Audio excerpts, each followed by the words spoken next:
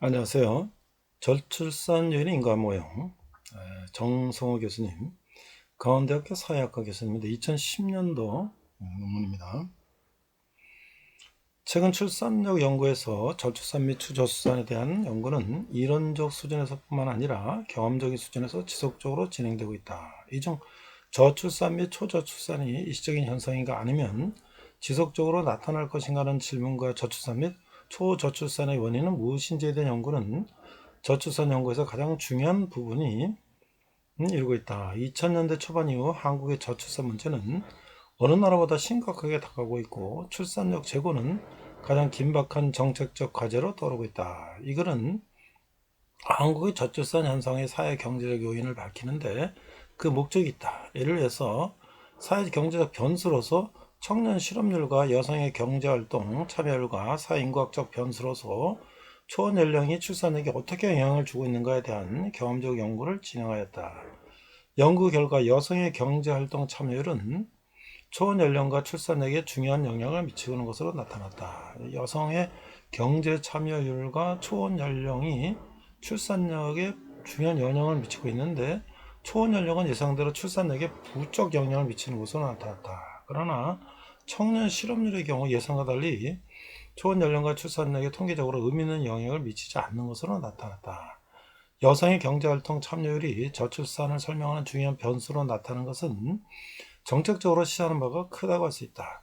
여성의 경제활동 참여는 출산 및 자녀 양육과 밀접하게 연관되어 있으며 육아휴직제도, 선택적 근로시간제, 보육시설 확대 등의 정책 방안과 밀접한 관계를 맺고 있기 때문이다. 키워드는요. 저출산, 초저출산, 출산율, 실업률, 여성 경제활동 참가율, 초연 연령인데요. 자, 우리가 이제 머리 말해서 지난 30년 동안 우리가 출산율 감소에 대한 이야기는 계속되고 있었죠. 그래서 우리 한국의 통계를 보니까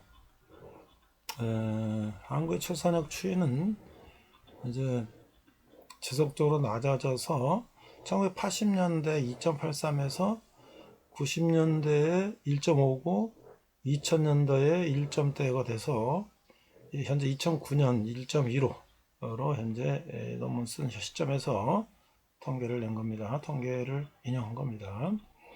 저출산에 대한 기존 연구는 2000년대 초반 이후 한국의 저출산 및 초출산 현상을 설명하는 연구는 다양하게 진행되었다. 사고에서 개발된 저출산 이론을 활용하여 측정 가능한 변수와 출산력과의 관계를 분석한 연구와 함께 한국의 특수한 사회경제적 상황, 즉 노동시장이 불안정성하고 양성평등 등의 시각에서 저출산을 분석하는 시도가 줄을 이뤘다. 얘기가 있고요. 그래서 지금 이 논문에서 하고자 하는 것은 이제 논문의 그 인과 모델은 저출산의 인과 구조인데 일반적으로 저출산에서 초저출산의 하강은 혼인 연령의 상승으로 인한 출산 연기와 무자녀 증가로 설명된다. 그래서 여기 이제 모델을요. 저출산 요인의 인과 모양, 원인과 결과인데요. 노동시장이 불안정성하면 가족 형성에 어떤 영향을 미치고 그것에 어떤 출산력에 어떤 영향을 미치는가. 여성이 경제활동에 참여하는 게 늘어나면 가족 형성에 어떻게 영향을 미치고 그것이 출산력에 어떤 영향을 미치는가를 인과 모형을 가지고 연구를 한 거예요.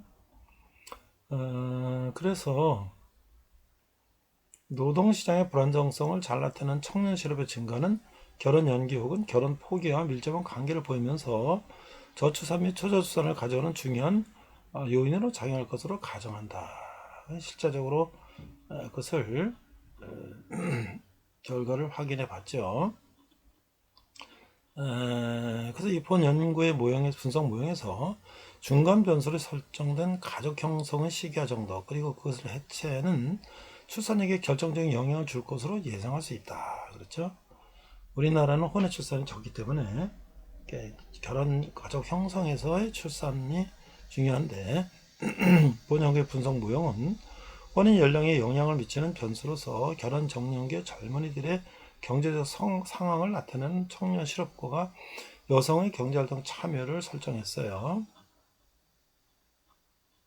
자, 분석 결과를 보니까 사회경제지표와 초혼연령의 변화. 본 연구에서 사용된 사회경제지표는 청년 실업률과 여성의 경제활동 참여율, 통계청 데이터를 참고를 했는데요. 그래서 보니까 청년 실업률은 지금 평균이 10%에서 전으로 왔다 갔다 하고요. 경제활동 참여율은 40%를 왔다 갔다 합니다. 초혼 연령은 24세에서 지금 29세, 거의 30세에 육박한 상황입니다. 자, 그래서 사회정조지표와 초혼연령, 그리고 출산력인데요. 청년 실업률, 경제활동 참여율은 이게 지금 출산율에 부정적인 영향을 미치죠. 청년의 실업률은 크게 영향을 미치지 않아요. 초혼 연령이 높아질수록 출산력에 부정적인 영향을 미치죠. 그래서 사회경제 지출과 초년이 높아지는 것은 출산에 영향을 미친다.